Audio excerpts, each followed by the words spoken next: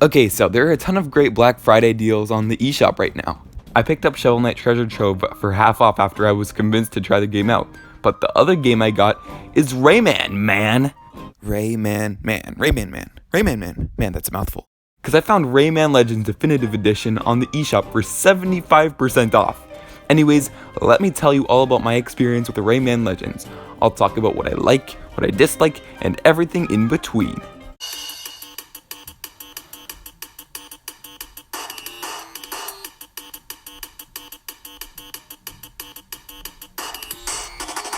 Alright, so just so we're all on the same page, I didn't get a chance to pick up this game on the Wii U, and this is my first time ever playing it in my life. So just starting off, we have this gorgeous cutscene at the very beginning. I love how cartoony the characters look in this game. Something about the aesthetic of their wacky faces is super pleasing to the eye. More games should have this aesthetic in my opinion. Going into the first level, Rayman controls surprisingly well. For your movement options, you can obviously run, jump, kick, and do a downward attack, totally not a ground pound, and you can even fly for a bit. Rayman controls super well on top of that, which of course is important for a game that relies this heavily on platforming. The game has this gimmick that's super unique. When you press A, this thing can do various tasks when you press A. For example, move platforms, tickle enemies, and even poke the eyes of enemies. Sure, why not? I really like this gameplay mechanic. I like the idea of one button doing multiple things within a game. It even makes sense contextually within the story, and I admire that. There are a lot of different enemies in this game. There are these little frogs with swords, you got these buff gladiator thingies, ghosts, and even these little things.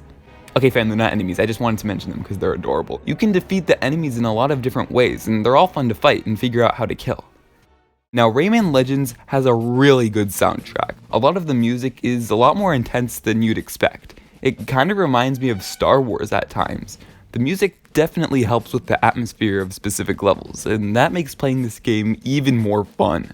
Now, this game ain't perfect. I know I praise it a lot, but I do have some issues with it.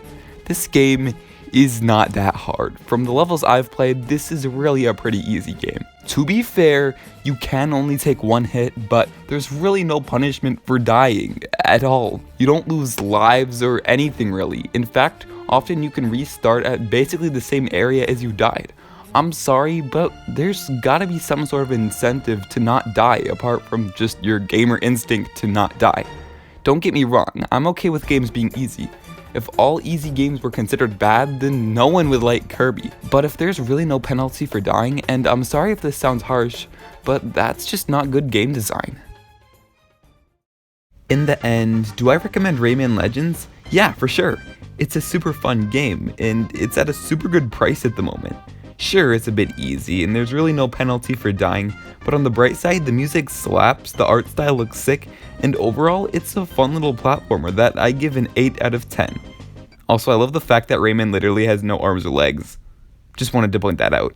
Oh, and also, as I said at the beginning of the video, I also picked up Shovel Knight Treasure Trove. I may as well give my impressions of that game too, why not?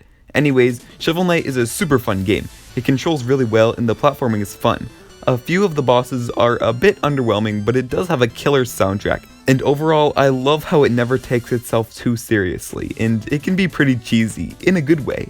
Anyways, thanks for watching this video, have a Merry Hanukkah or whatever, and I'll see you later.